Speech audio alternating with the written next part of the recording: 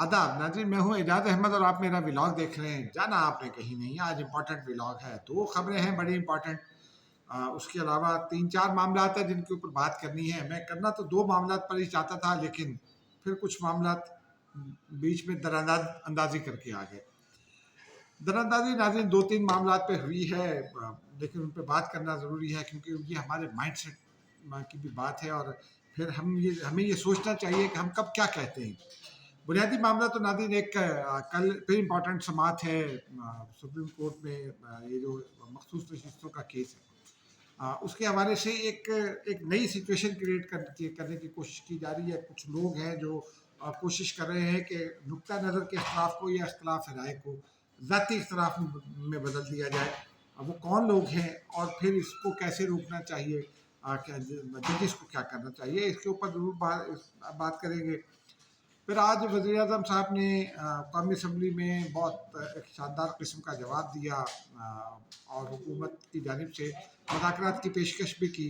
वो फ़ौरन रद्द हो गई, NRO मांग लिया गया। उसकी तफ़सीलात आपको बताएंगे। फिर जो नाज़रीन जो मामला दर आए हैं, दरअंदाजी कर लिया जिन मामलात ने, उसमें एक मामला तो है वो अमरीकी करारदाद का। पाकिस्तान का रद्द-ए-अमल भी आया उसके ऊपर, लेकिन वो जो करारदाद के महरक हैं उनके हवाले से कुछ बात करना ज़रूरी है। वो बहुत ज़रूरी है बात, क्योंकि पाकिस्तान का मामला है। साथ साथ शानदाना गुलजार साहबा ने एक नई फुलझड़ी छोड़ी है। पहले भी वो छोड़ चुकी हैं, और क्योंकि वो पहले उन्होंने जो फुलझड़ी छोड़ी है वो ज़रा ज़्यादा संजीदा थी। उस पर हमने बात की थी उस वक्त। और ये मामला जो है नाज़रीन, इन्हीं पर बात करेंगे। जल्दी बात कर लेते हैं, फिर आपको 2 खबरें बताएंगे।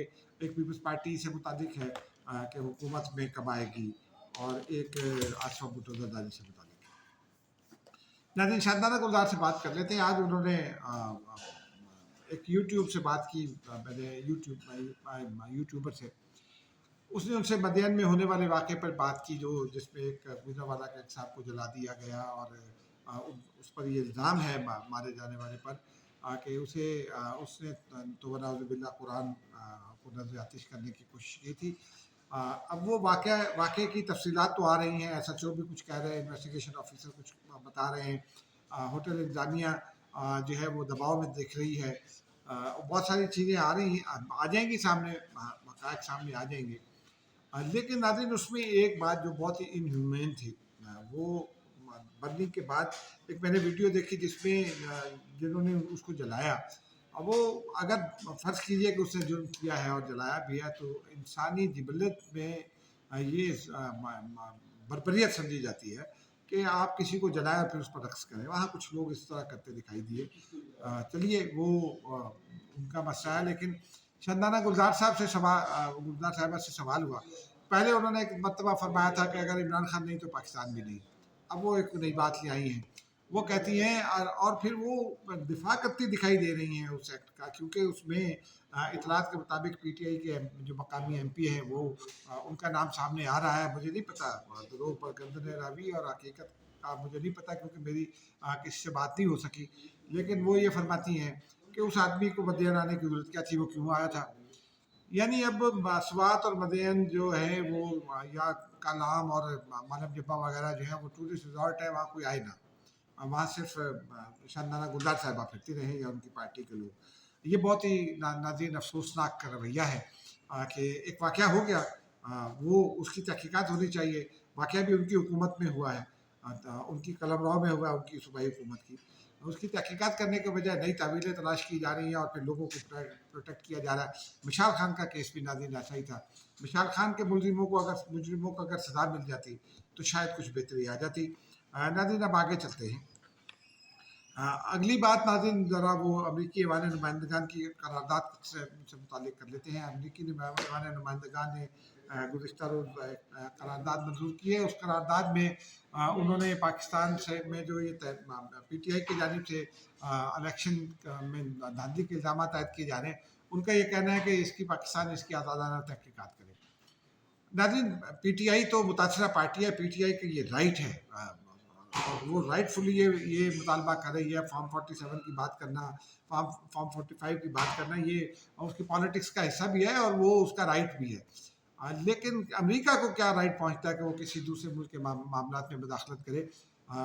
بدقسمتی سے پی ٹی آئی وہاں لابنگ کر رہی ہے اور وہ مداخلت کو دعوت بھی دے رہی ہے، لیکن پھر بھی یہ امریکی ایوان نمائندگان کے قرارداد پر میرا ایک بنیادی سوال یہ ہے امریکی اکابرین سے اور امریکی حکام سے بھی، اور جو قرارداد جنہوں نے مورخین ہیں ان سے بھی کہ کیا امریکہ کے بارے میں ایسی قرارداد دنیا کے کسی اور پارلیمنٹ میں پیش ہو سکتی ہے، منظور ہو جائے گی تو اس پر امریکہ کا کیا رد عمل ہوگا؟ ایک آزاد خود مختار ریاست ہے، اس پر دفتر خارجہ کا رد عمل آیا ہے۔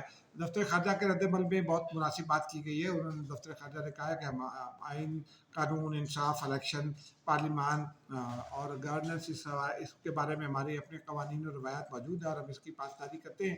امریکہ کی قرارداد جو ہے وہ کوئی دو طرفہ تعلقات کے لیے مناسب نہیں ہے، یہ سب دفتر خارجہ نے کہہ دیا۔ لیکن خواجہ آصف کا بہت شدید رد عمل ہے، وزیر دفاع خواجہ آصف کا۔ ان کا یہ کہنا ہے کہ یہ قرارداد اس ملک کے اس ایوان نے منظور کیا جو غزہ کا جو جینوسائیڈ ہے اس کو بھی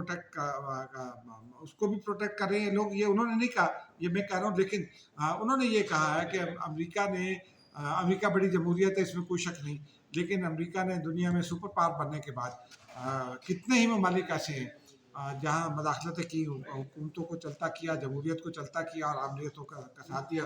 پاکستان میں ضیاء الحق اس کی مثال ہے، اس کے بعد جنرل مشرف اس کی مثال ہے کہ پاکستان کے بنیادی حقوق سلب تھے، لیکن امریکہ بہادر جو ہے وہ روزانہ آرمٹیج بھی آ جاتے تھے اور دیگر بھی آ جاتے تھے، کانڈولیزا رائس بھی آ جاتی تھیں اور وہ مشرف کے ساتھ یاریاں نبھا رہے تھے، سب کچھ کر رہے تھے۔ اس وقت ان کو پاکستان کے اداروں کا خیال نہیں آیا، پاکستانیوں کے ووٹ کے رائٹ کا خیال نہیں آیا۔ اب ان کو اچانک آ گیا، اور جو قرارداد کے محرک ہیں، جو بعد میں کرنا چاہتا تھا، وہ جو قرارداد کے محرک صاحب ہیں، ان کی آج ایک تصویر میں نے وائرل دیکھی ہے سوشل میڈیا پر، ٹویٹر ایکس پر، وہ اسرائیلی جنرل کے ساتھ کھڑے میں، اور پھر وہ انہوں نے وہاں اعلان بھی کیا ہے، یہ وہ صاحب ہیں جنہوں نے اعلان یہ کیا ہے کہ امریکہ اس کو سارے فلسطینیوں کو ختم کر دینا چاہیے، یعنی وہ اس کی نسل کشی کی حمایت کریں، اور یہاں ان کو انسانی حقوق کا درد ہے۔ یہ دو نمبری ہے، یہ نہیں چل سکتا۔ آپ کنسرن شو کر سکتے ہیں، لیکن آپ ایک قرارداد لے آئے، اس کا مطلب ہے کہ آپ کے بیڈ انٹینشنز ہیں، آپ دوسرے ملک کے معاملات میں مداخلت نہیں کر سکتے۔ کوئی بھی ہو، کوئی بھی ملک ہو، دوسرے ملک کے معاملات میں مداخلت جو ہے وہ امریکہ کرے، پاکستان کرے، بھارت کرے، چین کرے، ایران کرے، کوریا کرے، کوئی بھی دوسرے ملک کے معاملے میں مداخلت کرے، وہ ناقابل قبول ہے۔ ناظرین چلیے اب آگے چلتے ہیں ذرا، ناظرین پہلے بات کر لیتے ہیں جج حضرات کی۔ ناظرین کل اس مقدمے پر مزید سماعت ہونی ہے، وہ جو مخصوص نشستوں کا معاملہ ہے، اس میں ناظرین بہت کلیئر کٹ معاملہ ہے، یہ تسلیم کر چکے ہیں سنی اطاعت کونسل جو ہے وہ رانگ فوٹنگ پر ہے، اس کے دلائل بھی رانگ ہیں، اور سلمان اکرم راجہ صاحب نے کیس کو مزید الجھا دیا ہے، بلکہ وعدے کر دیا ججز کے لیے، انہوں نے ججز کا مائنڈ بن گیا ہے، ججز یہ وعدے کر چکے ہیں کہ پی ٹی آئی تو اس میں پارٹی نہیں ہے۔ آج پی ٹی آئی نے اس کیس کو لٹکانے کے لیے، میرے نزدیک اس کیس کے فیصلے کو لٹکانے کا یہ حربہ ہے، پی ٹی آئی نے آج ایک درخواست دائر کر دی اس کیس میں فریق بننے کے لیے۔ میرے نزدیک جو میرا تجربہ کہتا ہے آئین و قانون کو جاننے کا اور سپریم کورٹ کو کور کرنے کا، کہ اس stage per P T I کی جو درخواست ہے وہ انٹرٹین نہیں ہو سکتی، اس لیے کہ جو پی ٹی آئی، یہ اپیل ہے، اوریجنل کیس نہیں ہے، اپیل میں آپ انٹرٹین نہیں کر سکتے اس قسم کی چیزوں کو، کیونکہ اوریجنل کیس میں تو آپ وکیل بنے نہیں، اور یہاں آپ وکیل پارٹی بن رہے ہیں۔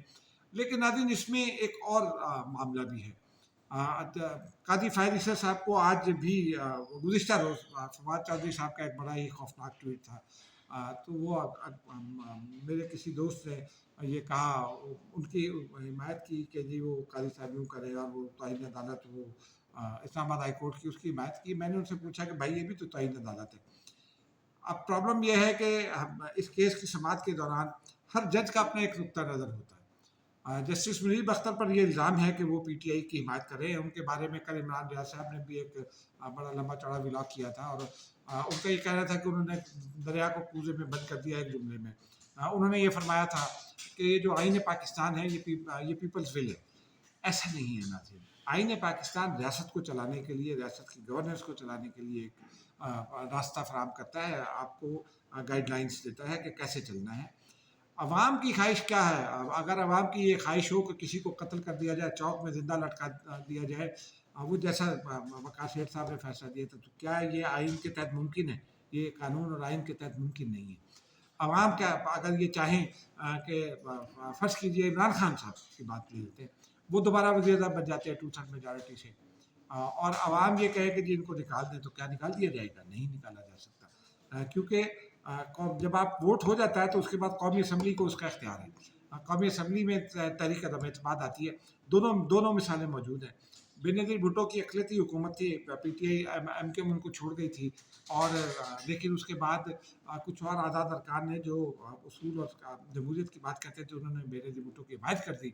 ایم کیو ایم نے معاہدہ توڑ دیا، چھپایا، اور پھر عین وقت پر جو ہے وہ تحریک عدم اعتماد کی حمایت کی۔ بے نظیر بھٹو نے وہ تحریک عدم اعتماد ناکام بنا دی تھی۔ وہ میجارٹی تو اس وقت دکھائی دیتی تھی، اور اس وقت کی جو آئی جی آئی تھی وہ یہ کہتی تھی کہ جناب یہ تو عوام کی ول ہے کہ بے نظیر بھٹو کو نکال دیا جائے، عوام کی ول نہیں تھی، یہ ول کسی اور کی تھی۔ اور لیکن آئین اور قانون کے مطابق وہ جو میجارٹی تھی وہ مائنارٹی میں تبدیل ہو گئی اور نہیں ہو سکا۔ پھر یہ عمران خان صاحب کہتے ہیں کہ جی عوام کی ول تھی کہ ہماری حکومت جاری رہے، ان کے خلاف تحریک عدم اعتماد آئی، وہ تحریک عدم اعتماد منظور ہو گئی۔ اگر وہ تحریک عدم اعتماد عوام کہتے رہے، بے شک کہتے رہے، لیکن وہ میجارٹی جو ہے وہ جس طرف چلی گئی قومی اسمبلی میں، آئین یہ کہتا ہے کہ وہ اس کی حکومت نہیں رہے گی۔ تو عوام کی ول پر نہیں چیزیں، آئین عوام کی ول پر نہیں چھوڑتا، عوام کی ول الیکشن میں آ جاتی ہے۔ اس کے بعد گورننس کیسے کرنی ہے وہ سارا آئین اور قانون کے تحت ہوتا ہے۔ آئین بہت ساری چیزوں پر پابندیاں عائد کرتا ہے، جو عوام کی ول ہوتی ہے ان پر پابندیاں عائد کرتا ہے آئین، اور یہ بڑا ضروری ہے اس بات کو سمجھنا۔ تاہم اب یہ ججز کے درمیان اختلافات کو ہوا دینے کی کوشش ہو رہی ہے ناظرین، اور اس میں پی ٹی آئی کے حامی کچھ جرنلسٹ بھی ہیں، کچھ دیگر دوست بھی ہیں، وہ سر فہرست دکھائی دیتے ہیں۔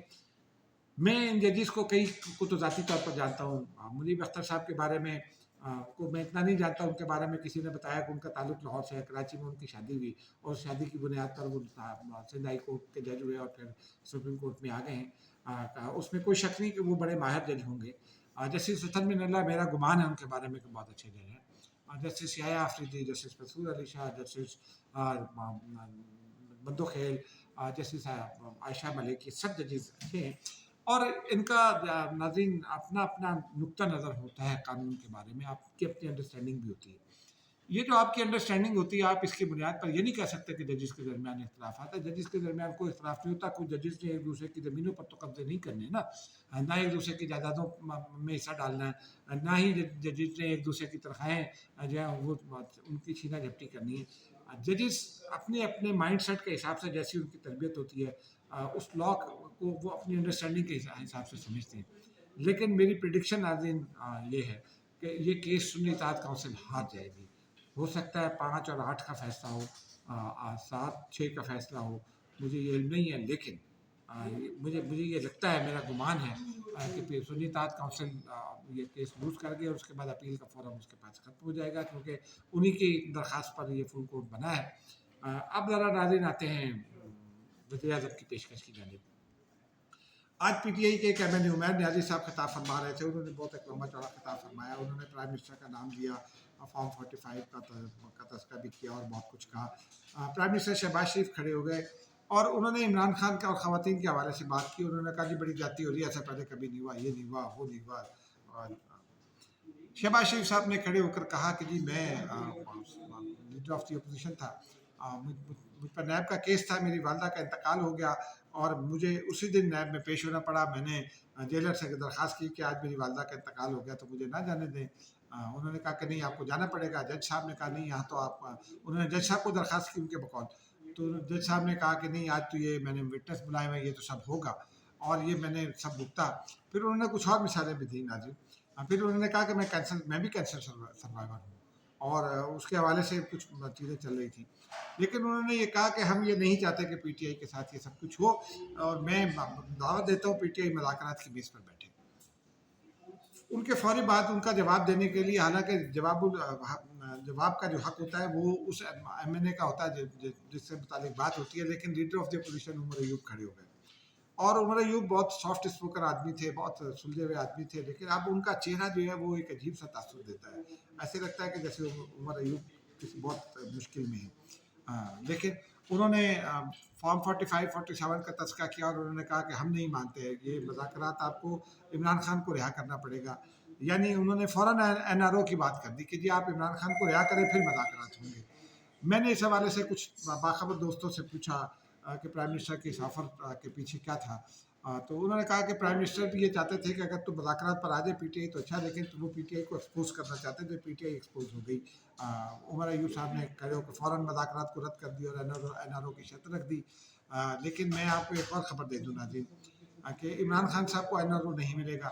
میری اطلاع یہ ہے کہ عمران خان صاحب نے ابھی پیغام بھجوایا ہے علی امین گنڈاپور کے ذریعے اور کچھ اور دوستوں کے ذریعے کہ جناب مجھے باہر نکال دیں، میں خاموش ہو جاؤں گا۔ اب عمران خان صاحب کے لیے دروازے بند ہو گئے ہیں، تمام دروازے چونکہ بند ہو چکے ہیں، اب ان کو این آر او نہیں مل سکتا۔ ناظرین اب بس آخر میں دو خبریں آپ کو سنا دیتے ہیں۔ آج پاکستان پیپلز پارٹی کے نوید قمر، عبدالقادر پٹیل اور اعجاز جکھرانی، ہینا ربانی خان صاحبہ اسٹینڈنگ کمیٹیوں کے چیئرپرسن مقرر ہو گئے ہیں، منتخب ہو گئے ہیں۔ نوید قمر فائنانس، ہینا ربانی خان فارن افیئرز، قادر پٹیل میری ٹائم اور اعجاز جکھرانی مواصلات، جبکہ اور بھی ان کو کمیٹیاں ملیں گی کل۔ اسی طرح جو ہے وہ سلیم مانوی والا سینٹ فائنانس کمیٹی کے چیئرمین ہیں پہلے سے۔ تو اس کا مطلب ناظرین یہ ہے کہ پیپلز پارٹی اگلے 6 سے 8 مہینے تک اقتدار میں نہیں آ رہی۔ پیپلز پارٹی اگر اقتدار میں آئے گی تو پھر اس کے بعد جو ہے وہ اس سے پہلے اس کو وہ نئے چیئرمین لانا پڑیں گے اور اس کا ایک اپنا پروسیس ہے۔ تو پی ٹی آئی اقتدار میں نہیں آ رہی، یہ خبر تو یہ ہے۔ دوسری خبر ناظرین یہ ہے کہ راشٹرا بھٹو زرداری نے آج ایک بڑا اچھا کام کیا، انہوں نے اسپیکر قومی اسمبلی کو خط لکھا ہے، اسمبلی سیکریٹریٹ کو لکھا ہے۔ انہوں نے کہا ہے کہ میں بطور ایم این اے کوئی تنخواہ نہیں لوں گی اور میرے نام پر اگر کوئی تنخواہ اور الاؤنسز اگر جاری ہو چکے ہیں تو ان کو وڈرا کر لیں، میں کوئی تنخواہ نہیں لوں گی۔ یہ ایک اچھا سائن ہے کہ جو آدمی ویل آف ہے، کروڑوں روپے کی، لاکھوں روپے کی انکم ہے، اربوں روپے کی جائیدادیں ہیں، فرض کیجیے جو بھی کہا جاتا ہے، وہ اگر پارلیمان میں ہے، لوگوں کے لیے کام کرنا چاہتا ہے تو فری آف کاسٹ کرے۔ یہ بہت اچھی روایت ہے۔ میں سمجھتا ہوں کہ ان کے بھائی سمیت اور بلاول بھٹو زرداری بھی ویسے تنخواہ نہیں لیتے، لیکن شاید الاؤنسز لے لیتے ہوں، اس کا مجھے پتہ نہیں ہے، لیکن ان کی پارٹی کے جو باقی لوگ ہیں وہ بھی پیسے والے ہیں، حکومت میں بھی ہیں، پی ٹی آئی میں بھی ہیں۔ اگر یہ سب لوگ ان کو عوام کا درد ہے تو ان کو یہ چاہیے کہ یہ اس راستے کو اپنائیں اور تنخواہیں نہ لیں، اس سے شاید سالانہ کروڑوں کی بچت ہوگی، ہو سکتا ہے وہ کسی غریب لوگوں کو ریلیف دینے میں کام آ جائے۔ ناظرین مجھے اجازت دیجیے، اب تک کے لیے اتنا ہی، خدا حافظ۔